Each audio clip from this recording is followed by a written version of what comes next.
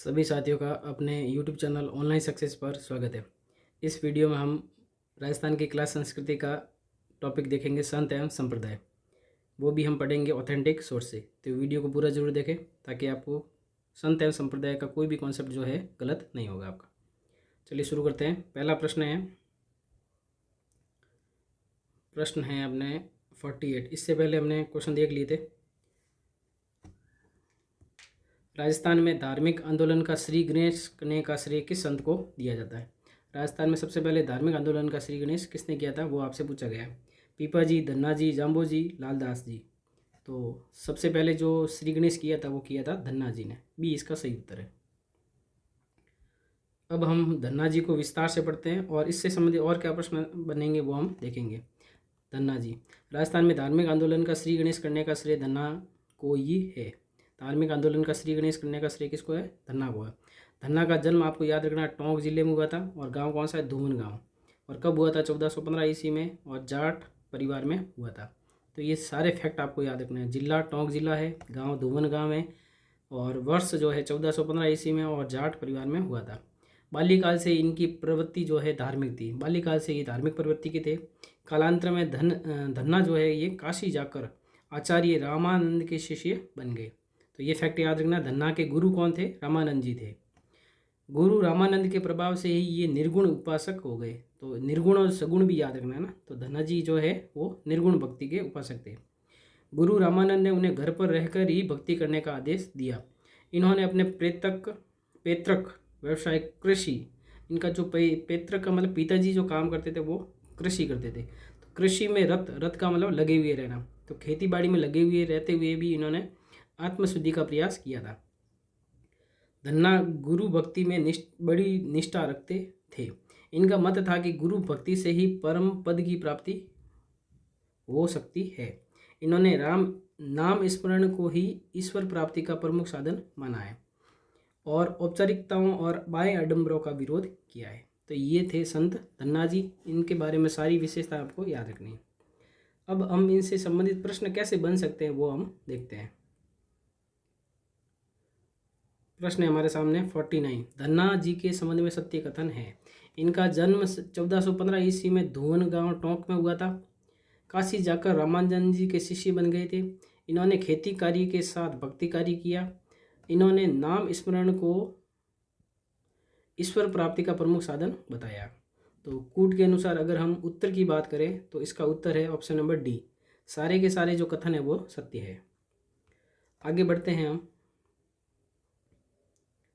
संत पीपा जी के अनुसार मोक्ष प्राप्ति का प्रमुख साधन क्या है? उन्होंने मोक्ष प्राप्ति का प्रमुख साधन क्या बताया था?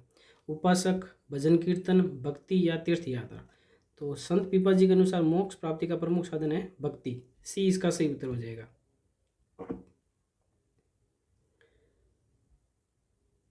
तो ये पीपा जी के अनुसार भक्ति का हो गया।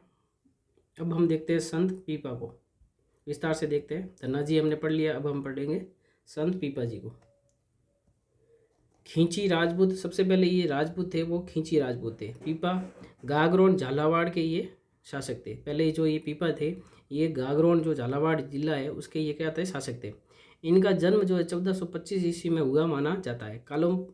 कालोपरांत मतलब काल के उपरांत पीपा काशी जाकर, ये भी जो है धन्ना जैसे काशी जाकर रामानंद जी शिष्य बने थे, वैसे ही पीपा जी जो है ये भी रामानंद के शिष्य बन गए थे। धन्ना के समान ही इन्हें भी गृहस्थ जीवन में रहते हुए भक्ति का आदेश प्राप्त हुआ। पीपा के निवेदन पर आचार्य रामानंद अपने शिष्यों सहित द्वारिका यात्रा पर जाते हुए, जब रामानंद जी द्वारिका यात्रा पर जा रहे थे तब पीपा ने निवेदन किया कि आप अपने शिष्यों सहित गागरोन पधारे।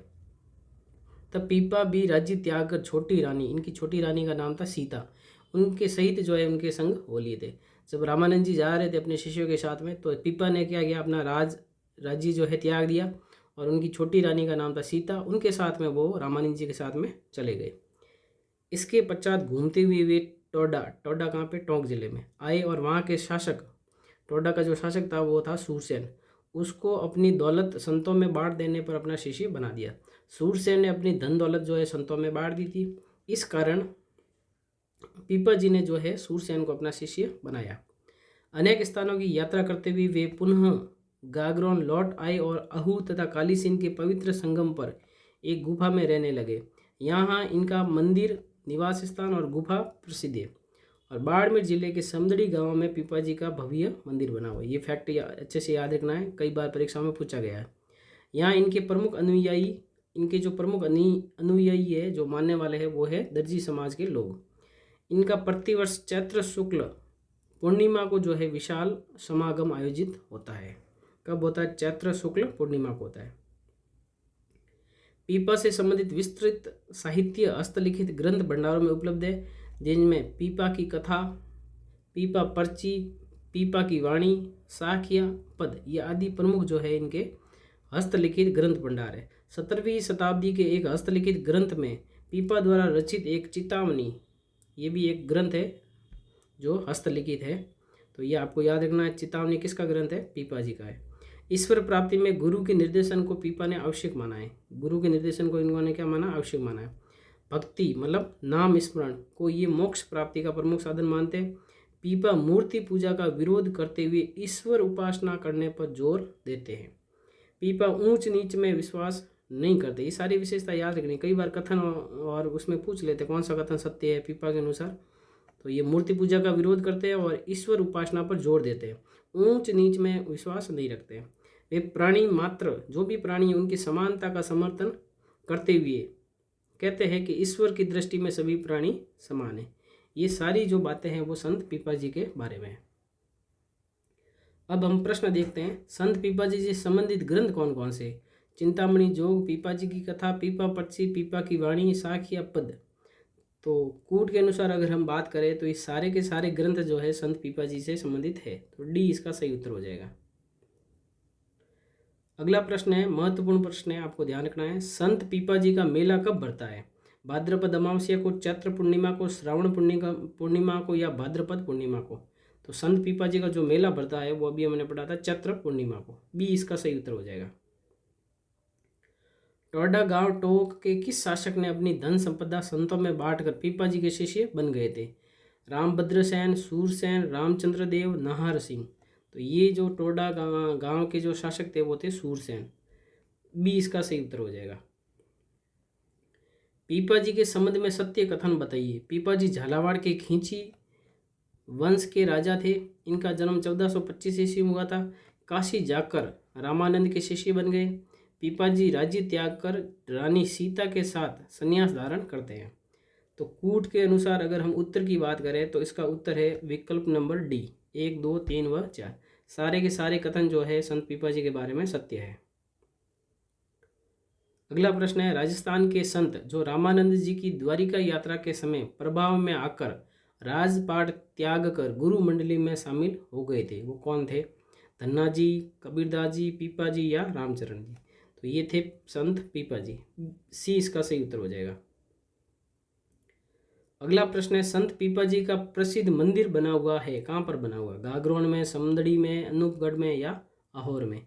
तो इनका जो मंदिर बने हुए वो एक तो गागरोन में बना हुआ और एक समदड़ी में बना हुआ। गागरोन झालावाड़ जिले में और समदड़ी बाड़मेर जिले में। तो इसका उत्तर है विकल्प नंबर ए, 1 और 2। अगला प्रश्न है, जाम्बो जी का मेला वर्ष में कितनी बार भरता है? अब हम जाम्बो जी के बारे में पढ़ेंगे। इसका मेला कितनी बार भरता है आपको बताना है। 1 साल में 1 बार, 2 बार, 3 बार या 4 बार? तो इनका मेला भरता है 2 बार। बी इसका सही उत्तर हो जाएगा। अब हम जाम्बो जी के बारे में विस्तार से देखते हैं। जाम्बो जी जो थे वो विष्णुई संप्रदाय के प्रवर्तक थे। इनका जन्म 1451 ईस्वी भाद्रपद कृष्ण अष्टमी को पीपासर नागौर में हुआ था इनका। तो पहली बात तो प्रश्न पूछा जाता है विष्णुई संप्रदाय के प्रवर्तक कौन थे? जाम्बो जी थे। जन्म 1451 ईस्वी में हुआ था। भाद्रपद कृष्ण अष्टमी को कहाँ हुआ था? पीपासर नागौर में हुआ था। और ये पवार वंशीय राजपूत थे और इनके पिताजी का नाम था लोहट जी और माता थी हंसा देवी।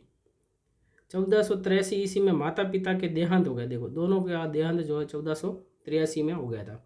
इसके पश्चात वह घर त्याग दिया था और वो चले गए थे समरातल बीकानेर में।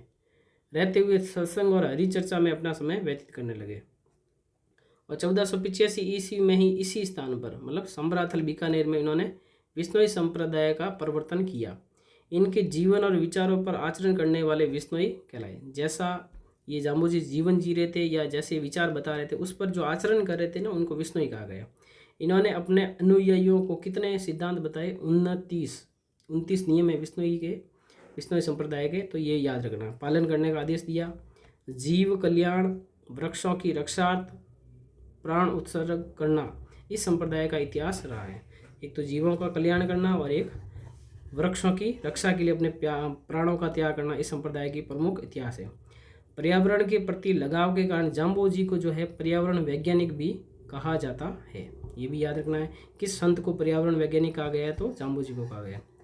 जाम्बोजी के द्वारा जो प्रमुख रचित ग्रंथ है वो नाम याद रखना है, जम्ब संहिता, जम्ब सागर शब्दावली, विश्नोई धर्म प्रकाश और जम्ब सागर।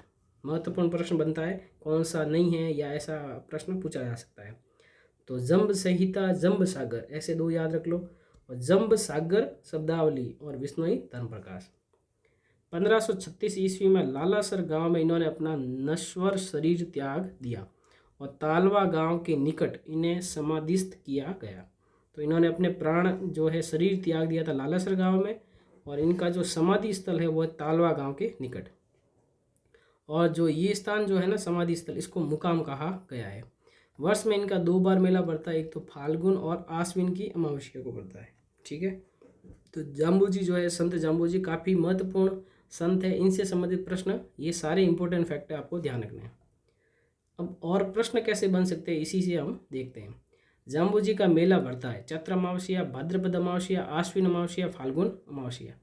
तो इनका जो मेला बढ़ता है वो बढ़ता है एक तो आश्विन अमावस्या को और एक बढ़ता है फाल्गुन अमावस्या को। अभी हमने देखा था एक तो आश्विन और एक फाल्गुन की अमावस्या को। तो कूट के अनुसार अगर हम बात करें तो इसका उत्तर हो जाएगा विकल्प नंबर बी। अगला प्रश्न लेते हैं, जाम्बोजी ने 1536 ईस्वी में किस गांव में सांसारिक देह का त्याग कर दिया था? मुकाम, लालासर, समराथल, जांगलू। तो इन्होंने अपने शरीर का जो त्याग किया था वो किया था लालासर गांव में। बी इसका सही उत्तर हो जाएगा। अगला प्रश्न है, जाम्बोजी की समाधि बनी हुई है लालासर में, मुकाम में, समराथल में या पीपासर में? तो इनकी समाधि बनी हुई है मुकाम में। बी इसका सही उत्तर हो जाएगा। जाम्बोजी से संबंधित ग्रंथ कौन कौन से? जम्ब संहिता, जम्ब सागर शब्दावली, विश्नोई धर्म प्रकाश, जम्ब सागर। तो कूट के अनुसार अगर हम बात करें उत्तर की, तो सारे के सारे जो ग्रंथ है वो जाम्बोजी से संबंधित है। डी इसका सही उत्तर हो जाएगा। और सारे आपको याद रखने अच्छे से।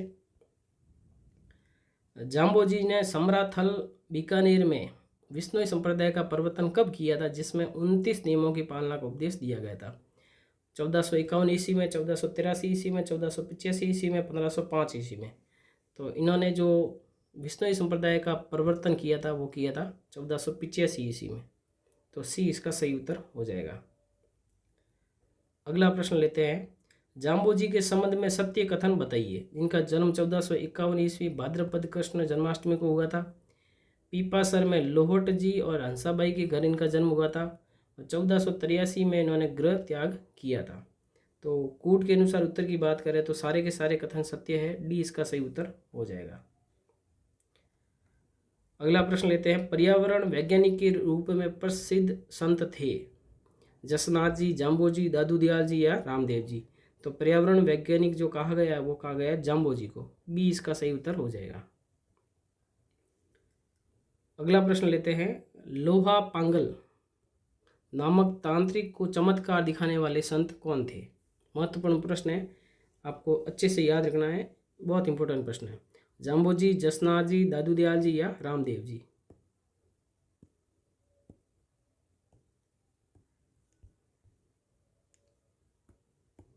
तो इसका जो उत्तर है वो है जसनाथ जी। बी इसका सही उत्तर हो जाएगा। अब जसनाथ जी के बारे में विस्तार से पढ़ते हैं।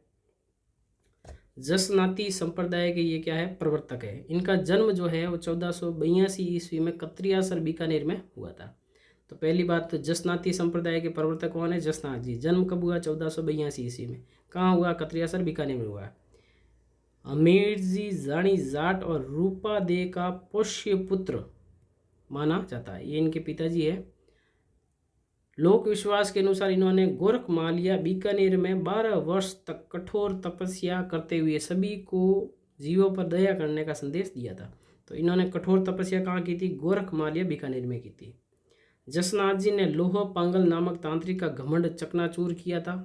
राव लूणकरण को बीकानेर का राजपद पाने का वरदान भी इन्होंने दिया था। इनके चमत्कारों से प्रभावित होकर दिल्ली का जो सुल्तान था सिकंदर लोदी तक इन्हें कत्रियासर के पास भूमि दी थी। तो कत्रियासर के पास भूमि किसने दी थी? दिल्ली का जो सुल्तान था सिकंदर लोदी। और 1500 ईस्वी में जसनाथ जी और जाम्बू जी का जो है परस्पर मिलन हुआ था। इंपॉर्टेंट फैक्ट है, 1500 ईस्वी याद रखना है। जसनाथ जी ने आश्विन शुक्ल सप्तमी 1506 ईस्वी में 24 वर्ष की अल्प आयु में कत्रियासर में जीवित समाधि ले ली थी। तो ये आपको याद रखना है। इन्होंने जीवित समाधि कब ली? 1506 ईस्वी में आश्विन शुक्ल सप्तमी को, 24 साल की आयु में ले ली थी।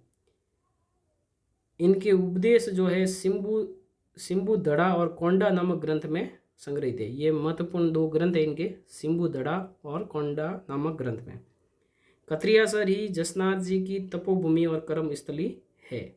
यहाँ वर्ष में 3 बार मेला लगता है, आश्विन शुक्ल सप्तमी को, माघ शुक्ल सप्तमी को और चैत्र शुक्ल सप्तमी को। तो आश्विन, माघ और चैत्र याद रखना है, शुक्ल सप्तमी को यहाँ पे मेला पड़ता है। अब प्रश्न देखते हैं, सिम्बू दड़ा और कोड़ा नामक ग्रंथ किस संप्रदाय के? विष्णु संप्रदाय के, जसनाथ जी के, चरणदास जी के या दादू पंथी के? तो ये जसनाथ जी, या यहाँ सही होना चाहिए जसनाथी है ना, यहाँ हो जाएगा जसनाथी संप्रदाय। ठीक है, तो इसका सही उत्तर जो है वो है ऑप्शन नंबर बी, जसनाथी संप्रदाय के प्रमुख ग्रंथ है।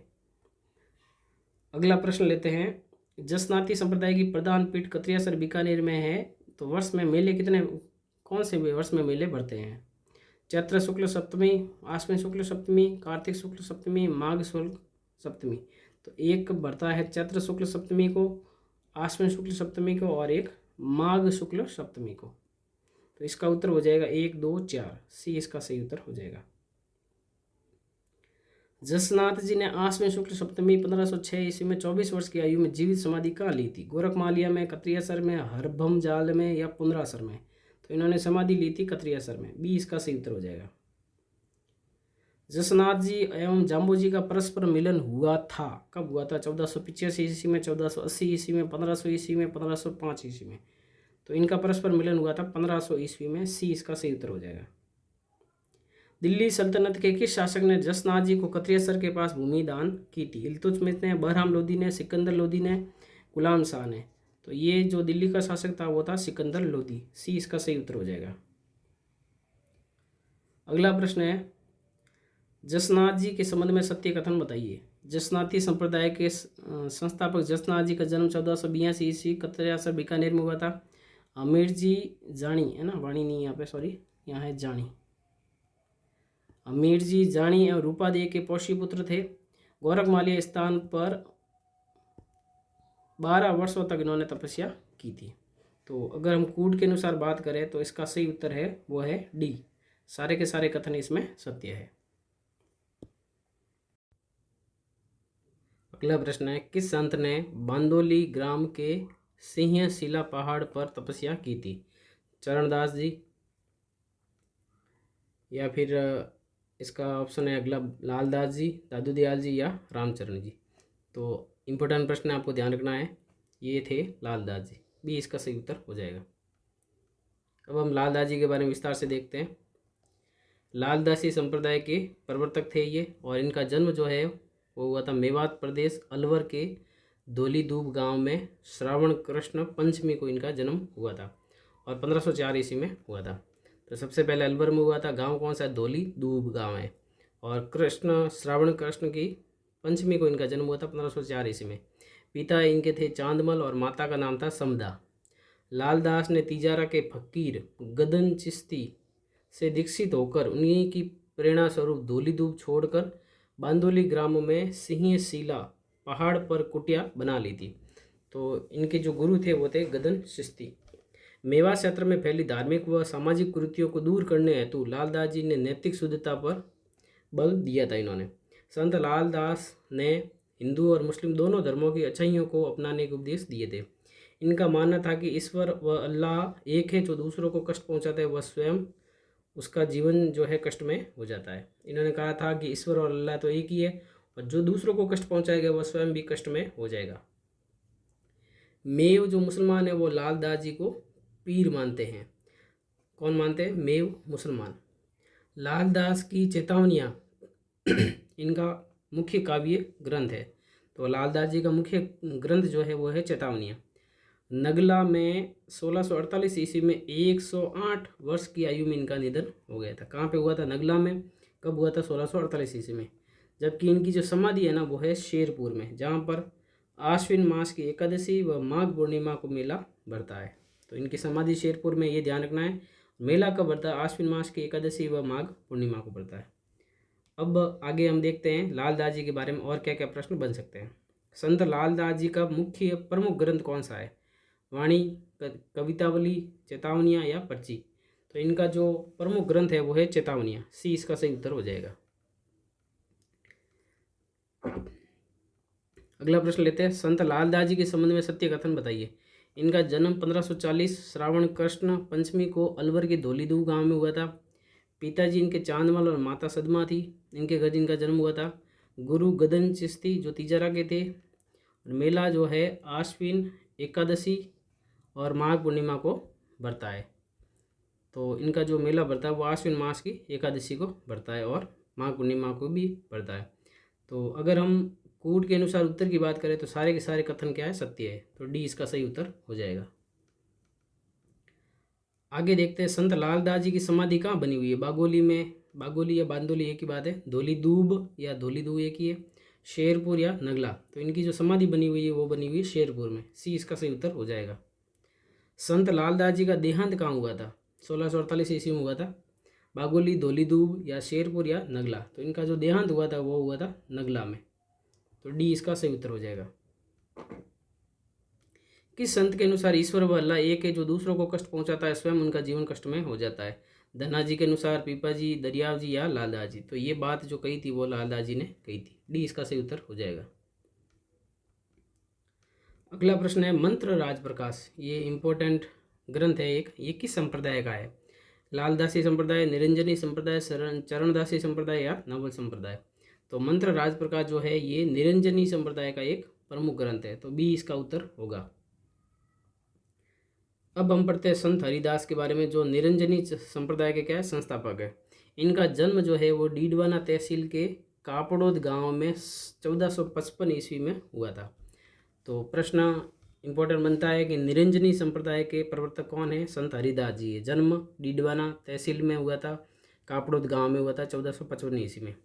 इनका जो मूल नाम था वो हरि सिंह सांकला था और प्रारंभ में इनका जो काम था ना वो लूट मार करना इनका क्या था? पेशा था। लेकिन एक सन्यासी के उपदेशों से इनका जीवन बदल गया और 1513 ईस्वी में उन्होंने बोध मतलब ज्ञान प्राप्त किया और अपना नाम जो है वो हरिदास रख दिया था। पहले हरि सिंह सांकला थे और ये डाकू थे। इन्होंने निर्गुण भक्ति पर जोर दिया था और कुरीतियों का विरोध किया था। इन्होंने निरंजनी संप्रदाय प्रारंभ किया। इस संप्रदाय में परमात्मा को अलख निरंजन या हरि निरंजन कहा जाता है। जो भगवान होता है इनको अलग निरंजन या फिर हरि निरंजन कहा गया है। संत हरिदास के आध्यात्मिक विचार मंत्र राज प्रकाश ये ग्रंथ है एक, और हरि पुरुष की वाणी नामक ग्रंथों में संकलित है। तो दोनों ये ग्रंथ जो है संत हरिदास जी से संबंधित है। डीडवाना में 1443 ईस्वी में इनका देहांत हो गया था। तो संत हरिदास जी से संबंधित ये सारी बातें आपको अच्छे से याद रखनी है। अगला प्रश्न है किस संप्रदाय के परमात्मा को अलख निरंजन कहा जाता है? निष्कलंकी, निरंजनी, रामस्नेह या जसनाती? तो निरंजनी संप्रदाय में जो है परमात्मा को अलख निरंजन कहा जाता है। तो बी इसका सही उत्तर होगा। निरंजनी संप्रदाय के संस्थापक संत हरिदास हरि सिंह सांकला का जन्म 1453 ईस्वी में किस गांव में हुआ था? गाढ़ा गांव, कापड़ोद गांव, हरिपुरा गांव या सिंहतल गांव? तो इनका जन्म हुआ था कापड़ोद गांव में। बी इसका सही उत्तर हो जाएगा। संत जिनका प्रारंभ में लूट का कार्य उनका पेशा था? माव जी, हरिदास जी, हरि रामदास, दरियाव जी? तो ये थे हरिदास जी। बी इसका सही उत्तर हो जाएगा। अगला प्रश्न है दादू दयाल जी के शिष्य थे गरीबदास, मिस्किनदास, सुंदरदास, बखना जी? तो कूट के अनुसार अगर हम बात करें दादू दयाल जी के जो शिष्य थे वो सारे के सारे थे और ये सारे नाम याद रखना है। एग्जाम से इसमें प्रश्न ऐसे पूछा जाता है कौन से इनके शिष्य थे और कौन से नहीं थे। तो ये 4 नाम अच्छे से याद रखने हैं। अब हम पढ़ते हैं दादू दयाल जी के बारे में विस्तार से। इनको राजस्थान का पहली बात तो कबीर कहा जाता है। इनका जन्म जो है वो अहमदाबाद गुजरात में फाल्गुन शुक्ल अष्टमी 1544 ईस्वी का माना जाता है। बुड्ढन या बुड्ढन जी को वृंदानंद भी कहा जाता है। ये नामक संत हैं, इनसे इन्होंने दीक्षा ग्रहण की थी, मतलब ये इनके क्या थे, गुरु थे। 1568 ईस्वी में सांबर आकर रहने लगे और धुनिया का कार्य आरंभ इन्होंने कर दिया था। यहाँ से दादू ने उपदेश देना प्रारंभ किया। 1575 ईस्वी में दादू अपने 25 शिष्यों के साथ आमेर चले गए थे।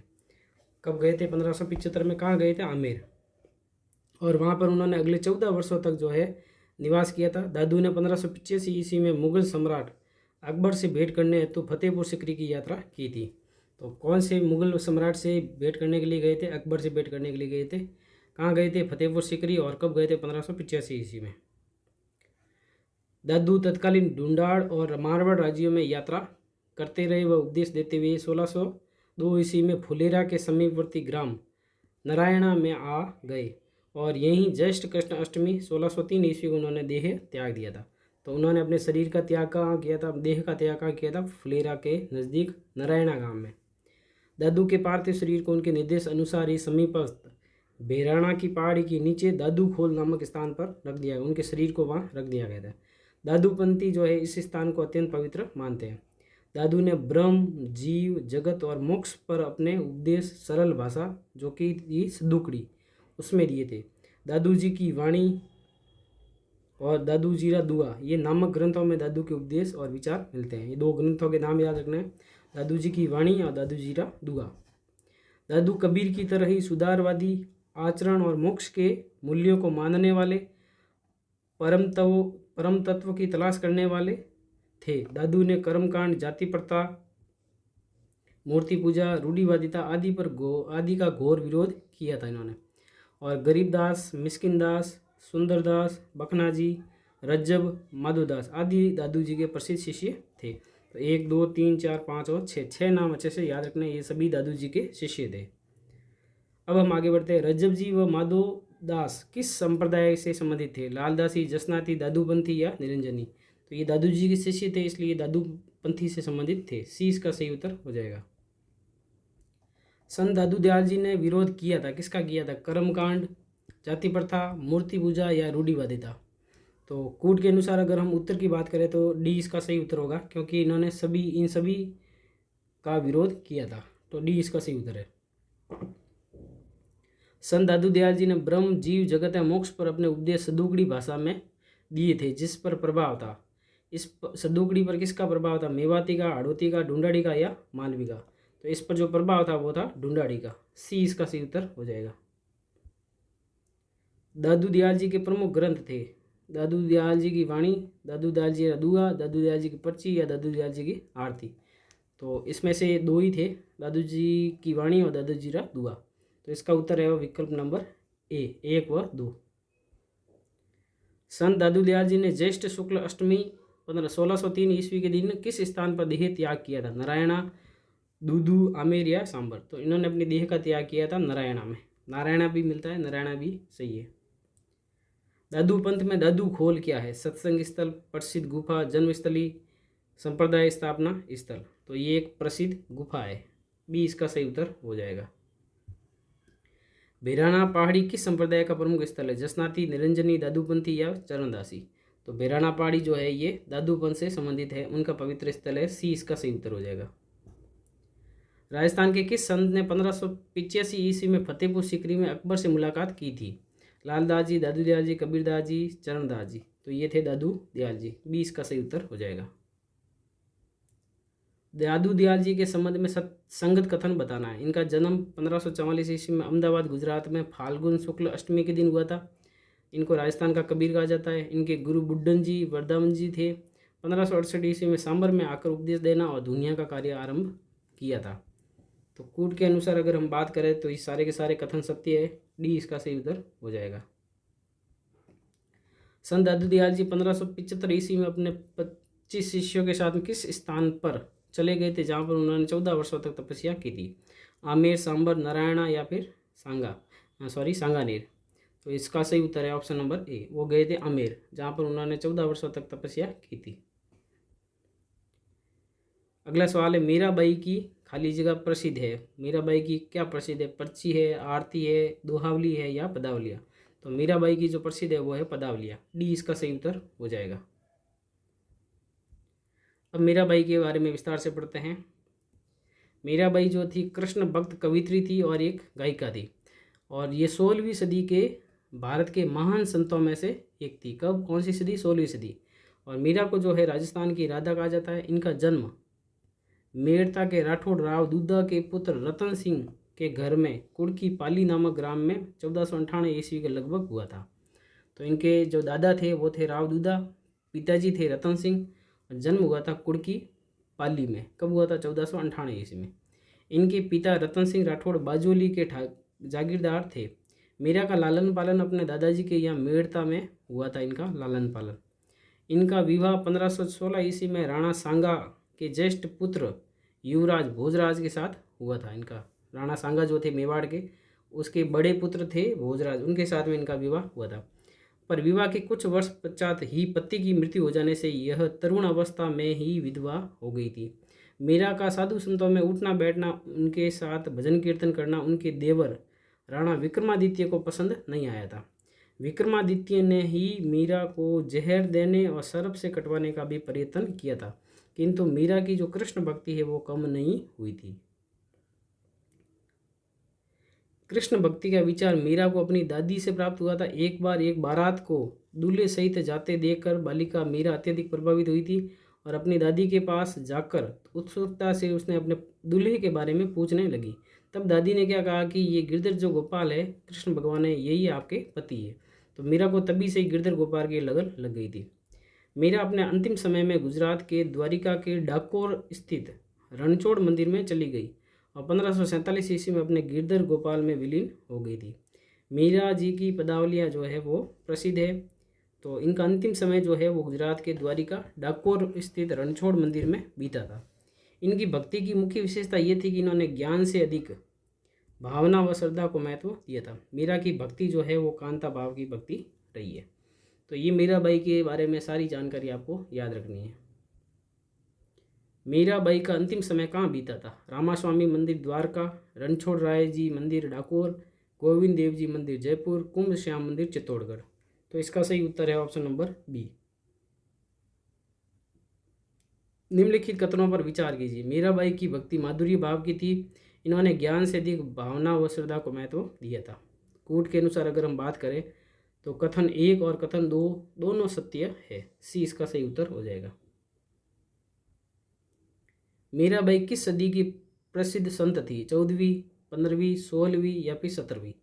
तो ये थे 16वीं सदी के प्रमुख संत थे। सी इसका सही उत्तर हो जाएगा। राजस्थान की राधा किसे कहा जाता है? मीराबाई, गौरीबाई, रानाबाई या जनकबाई? तो राजस्थान की जो राधा है वो कहा जाता है मीराबाई को।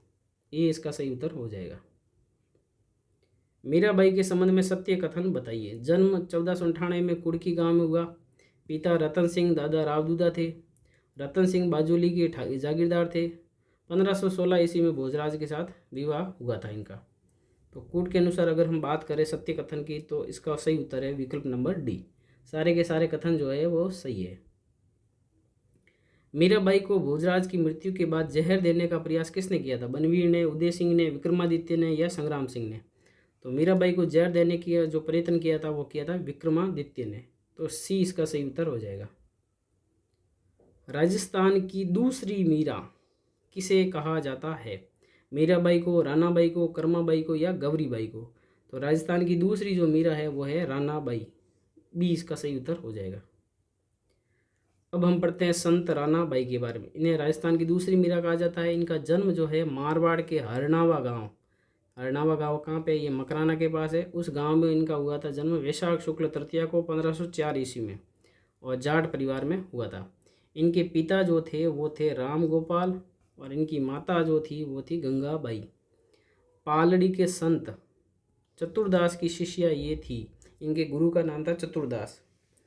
रानाबाई कृष्ण भक्त थी और 66 वर्ष की उम्र में हरनावा गांव में फाल्गुन शुक्ल त्रयोदशी को 1570 ईस्वी में रानाबाई ने जीवित समाधि ले ली थी। कहाँ पे ली थी? हरनावा गांव में। कब ली थी? फाल्गुन शुक्ल त्रयोदशी को 1570 ईस्वी में। यहाँ प्रति वर्ष भाद्रपद शुक्ल त्रयोदशी को एक विशाल मेले का आयोजन होता है। तो देखो, जन्म हुआ था वैशाख शुक्ल तृतीया को और समाधि ली थी फाल्गुन शुक्ल त्रयोदशी को और मेला बढ़ता है भाद्रपद शुक्ल त्रयोदशी को। तो सारे अलग अलग है, तो अच्छे से याद रखना। संत रानाबाई का जन्म, मृत्यु या प्रमुख केंद्र कौन सा है? जन्म को, मृत्यु को या प्रमुख केंद्र को? कपड़ोद या कापड़ोद, अरनावा गांव, इमलोवा गांव या बड्डू गांव? तो इसका उत्तर है विकल्प नंबर बी, अरनावा गांव। अगला प्रश्न लेते हैं। रानाबाई के संबंध में सत्य कथन बताइए। जन्म 1504 वैशाख शुक्ल तृतीया को हरनावा गांव मकराना में हुआ। पिताजी राम गोपाल और माताजी गंगाबाई थी और गुरु थे इनके चतुरदास जी। और हरनावा में भाद्रपद शुक्ल त्रयोदशी को विशाल मेला पड़ता है। तो मेला एक बार वापस देख लेते हैं। भाद्रपद शुक्ल त्रयोदशी को ही है। तो इसमें उत्तर की बात करें तो सारे के सारे कथन जो है वो सत्य है। तो डी इसका सही उत्तर हो जाएगा। आगे देखते हैं हम। रानाबाई का जन्म और जीवित समाधि, इसकी क्रमशः तिथि क्या है? तो सारे विकल्प अच्छे से देख लीजिए आप। इसमें पहले जन्म होना चाहिए और उसके बाद में जीवित समाधि होनी चाहिए। तो अगर हम ऑप्शन के अनुसार उत्तर की बात करें तो इसका सही उत्तर है ऑप्शन नंबर ए। इनका जन्म वैशाख शुक्ल तृतीया को हुआ था और जीवित समाधि ली थी फाल्गुन शुक्ल त्रयोदशी को। एक बार कंफर्म कर लेते हैं। सॉरी, शायद मेरे ख्याल में ये उत्तर नहीं है इनका, जो है ना फाल्गुन, स्नान जीवित समाधि फाल्गुन शुक्ल त्रयोदशी को ली थी, है ना। तो यही उत्तर सही है, ऑप्शन नंबर ए हो जाएगा इसका उत्तर। आगे हम बात करते हैं। बेणेश्वर धाम मेला बढ़ता है, कब बढ़ता है वो देखना है। चैत्र पूर्णिमा को, माघ पूर्णिमा को, भाद्रपद अमावस्या को या माघ शुक्ल अष्टमी को? तो बेणेश्वर जो मेला बढ़ता है वो बढ़ता है माघ पूर्णिमा को। बी इसका सही उत्तर हो जाएगा। अब हम पढ़ते हैं संत मावजी के बारे में। संत मावजी का जन्म जो है 1714 ईस्वी में साबला गांव में हुआ था। तो ये गांव का नाम याद रखना है। संत मावजी का जन्म कहाँ होता है? साबला गांव में। संत मावजी ने अपने विचारों को स्थायी एवं साकार रूप देने हेतु निष्कलंक यानी पवित्र एवं पाप रहित नामक संप्रदाय की स्थापना की थी। तो ये महत्वपूर्ण प्रश्न बनता है, निष्कलंकी संप्रदाय का प्रवर्तन किसने किया था? संत मावजी ने किया था। कहा जाता है कि जब इनकी आयु 12 वर्ष थी तो यह घर छोड़कर मई और सोम नदी के संगम पर एक गुफा में तपस्या करने लगे थे। इसी स्थान पर संवत 1784 माघ शुक्ल एकादशी गुरुवार को इन्हें ज्ञान प्राप्त हुआ था। उसी दिन वहाँ पर मावजी ने जो है बेणेश्वर मतलब वेण वृंदावन नामक धाम की स्थापना की थी। इसके बाद उन्होंने धर्मोपदेश देना आरंभ कर दिया और अपने शिष्यों में बिना किसी भेदभाव के सभी जातियों के लोगों को, शिष्यों में कोई भी भेदभाव नहीं किया और सभी जातियों के लोगों को शामिल किया था। इन्होंने लसाड़ा के पटेल भक्त की दान राशि से अहमदाबाद से कागज़ मंगवाया। लसाड़ा का जो पटेल भक्त था उसकी दान राशि जो मिली थी इनको, उससे क्या किया, अहमदाबाद से इन्होंने कागज़ मंगवाया था। और धौलागढ़ में एकांतवास करके 5 बड़े ग्रंथों की इन्होंने रचना की थी और जिनके छंदों की जो संख्या है वो है 72,96,000 बतलाई जाती है। और ये जो लिखे हुए वो वाद विवाद शैली में लिखे हुए हैं और ये ग्रंथ क्या कहलाते हैं? चौपड़ा कहलाते हैं। मावजी की चौपड़े केवल दीपावली के दिन ही बाहर निकाले जाते हैं। मावजी के अनुयायी इनको विष्णु का 10वां अवतार मतलब कल की अवतार मानते हैं। कौन? इनके अनुयायी। डूंगरपुर जिले में जो है इनके ज़्यादा अनुयायी है। इनका मुख्य मंदिर जो है वो है सांबला गांव में, जहाँ मावजी की शंख, चक्र, गदा और पद्म सहित घोड़े पर सवार चतुर्भुज मूर्ति है। बेणेश्वर धाम पर माघ पूर्णिमा को सोम, जाखम और मई नदियों के त्रिवेणी संगम पर मेला बढ़ता है। तो ये सारी बातें मावजी से संबंधित आपको याद रखनी है। संत जिनकी शंख, चक्र, गदा एवं पद्म सहित घोड़े पर सवार चतुर्भुज मूर्ति है। दादू दयाल जी, मल्लीनाथ जी, मावजी या चरणदास जी? तो ये है मावजी। सी इसका सही उत्तर हो जाएगा। भगवान विष्णु के 10वें अवतार कल्कि के रूप में प्रसिद्ध संत कौन से? मावजी, मल्लीनाथ जी, चरणदास जी, दादू दयाल जी? तो ये है मावजी। ये इसका सही उत्तर हो जाएगा। संत मावजी का प्रमुख मंदिर स्थित है बेणेश्वर, नवा टाबरा, साबला, शेषपुर। तो ये है साबला, सी इसका सही उत्तर हो जाएगा। संत मावजी ने लसाड़ा गांव के पटेल भक्त की धनराशि से अहमदाबाद से कागज मंगवाकर किस स्थान पर 5 बड़े ग्रंथ लिखे थे जिन्हें चौपड़ा कहा जाता है? सावला में लिखे थे, धौलागढ़ में, पुंजपुर में या बेणेश्वर में? तो इन्होंने लिखे थे धौलागढ़ में, बी इसका सही उत्तर हो जाएगा। मांझी द्वारा लिखे चौपड़ों में छंद है 72,96,000, 13,92,000, 7,92,000, 96,72,000। तो इसका सही उत्तर है विकल्प नंबर ए, 72,96,000। मावजी के चौपड़ा किस शैली में लिखे गए थे? सद्दुकड़ी, वाद विवाद, उपदेशात्मक या भाव चित्रात्मक? तो ये वाद विवाद शैली में लिखे गए थे, बी इसका सही उत्तर हो जाएगा। संत मावजी के ग्रंथ चौपड़ा किस पर्व के दिन दर्शन हेतु मंदिरों में रखा जाता है? मकर संक्रांति, मावजी, दीपावली या गुरु पूर्णिमा? तो आपसे पूछा किस पर्व पर, तो ये रखे जाते हैं दीपावली पर, सी इसका सही उत्तर हो जाएगा। संत मावजी द्वारा स्थापित धार्मिक स्थल कौन सा है? वैण वृंदावन, पुंजपुर, शेषपुर या शाबला? तो इनके द्वारा धार्मिक स्थल जो है वो है वैण वृंदावन, जिसको बेणेश्वर भी कहा जाता है। संत मावजी द्वारा स्थापित संप्रदाय है निरंजनी, निष्कलंकी, मावलिया या कल्की? तो इसका सही उत्तर है निष्कलंकी संप्रदाय इनके द्वारा स्थापित है। अगला प्रश्न लेते हैं, सत्य कथन का चयन कीजिए। संत मावजी का जन्म 1714 ईस्वी में शाबला गांव में हुआ। मावजी ने बेणेश्वर धाम में तपस्या की और संवत 1484 माघ शुक्ल एकादशी के दिन ज्ञान प्राप्त हुआ था। तो कूट के अनुसार अगर हम बात करें सत्य कथन की, तो इसका सही उत्तर है ऑप्शन नंबर डी, सारे के सारे कथन सत्य है। अगला प्रश्न है, फूलडोल मेला किस संप्रदाय की प्रमुख विशेषता है? रामसनेई, दादूपंथी, निरंजनी या निष्कलंकी? तो फूलडोल जो मेला है वो है रामसनेई संप्रदाय की प्रमुख विशेषता है, ये इसका सही उत्तर हो जाएगा। अब हम पढ़ते हैं रामचरण जी के बारे में। जयपुर राज्य के अंतर्गत सोडा गांव, जयपुर राज्य के अंतर्गत कौन सा गांव है? सोडा गांव। माघ शुक्ल चतुर्दशी 1719 ईस्वी में वैश्य कुल में बखत राम और देव जी के यहाँ रामकिशन, मतलब रामचरण जी का ये मूल नाम है, इनका जन्म हुआ था। तो जयपुर में हुआ था सोडा गांव, माघ शुक्ल चतुर्दशी 1719 ईस्वी, वैश्य कुल, पिताजी थे बखत राम और माताजी थी देव जी। मेवाड़ के दांतड़ा ग्राम में महाराज कृपा राम जी से 1751 ईस्वी को दीक्षा प्राप्त करके रामकिशन रामचरण बन गए। इनका पहले नाम रामकिशन जी था। तो इन्होंने क्या किया कि इनके गुरु थे कृपा राम जी, उन्होंने वहाँ से उन्होंने दीक्षा प्राप्त की और फिर इनका नाम रामचरण जी हो गया। 1798 ईस्वी गलता जी के मेले के समय साधुओं के धर्म के प्रतिकूल व्यवहार को देखकर इनका मन संसार से उचट गया और रामचरण जी वैरागी हो गए थे। वहाँ मेले में उन्होंने क्या देखा कि धर्म के प्रति प्रतिकूल व्यवहार हो रहा है, इसलिए उनका जो मन है वो उठ गया था, इसलिए वो वैरागी बन गए थे।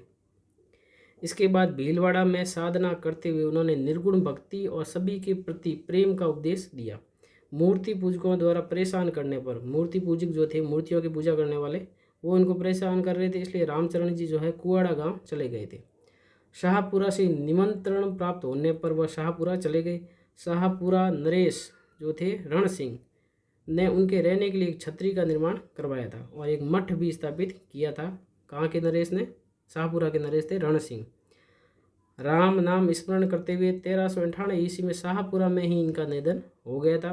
इनके आध्यात्मिक उपदेश अणभैवाणी नामक ग्रंथ में संकलित है। तो ये इम्पोर्टेंट है, अणभैवाणी नामक ग्रंथ किसका है? ये रामचरण जी का है।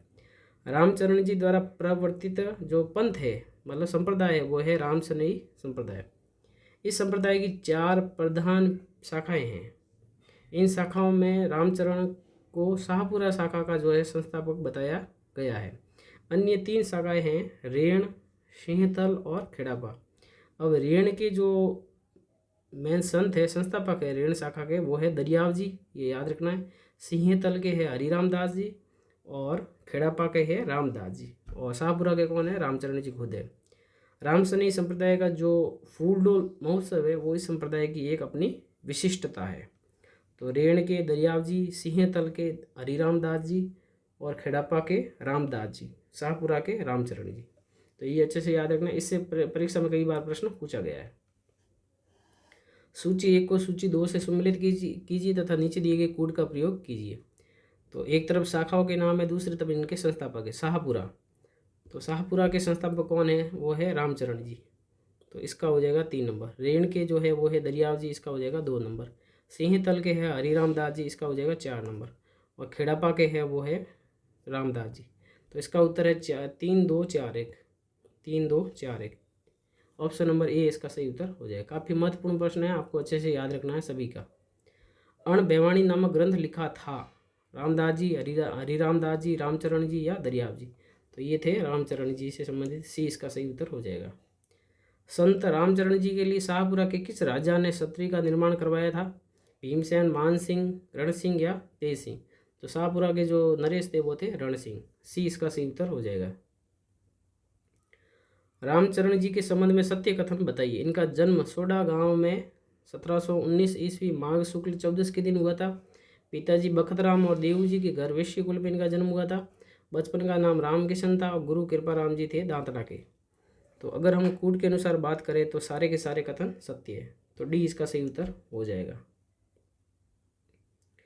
1758 ईस्वी में किस स्थान के मेले में, कौन से स्थान का जो मेला था उसमें साधुओं के धर्म के प्रति प्रतिकूल व्यवहार को देखकर रामचरण जी ने सांसारिक मोह माया को त्याग कर वैरागी बन गए थे, दांतड़ा, गलता, सोडा या शाहपुरा, तो ये मेला था गलता जी का मेला, बी इसका सही उत्तर हो जाएगा। सत्य कथन बताइए। रामचरण जी ने निर्गुण भक्ति पर भक्ति धारा पर बल दिया। मूर्ति पूजकों द्वारा परेशान करने पर कुआड़ा गांव चले गए। 1798 ईस्वी में शाहपुरा में इनका निधन हो गया। तो सत्य कथन की पहचान करनी है, तो कूट के अनुसार अगर हम बात करें तो इसका सही उत्तर है डी, सारे के सारे कथन जो है सत्य है। तो ये हमारे संत संप्रदाय के जो सारे प्रश्न जो है समाप्त होते हैं। यदि आपको प्रश्न अच्छे लगे तो वीडियो को लाइक ज़रूर करें, और अगर चैनल को सब्सक्राइब नहीं किया तो सब्सक्राइब अवश्य करें। मिलते हैं नेक्स्ट वीडियो में। इस वीडियो में इतना ही, धन्यवाद।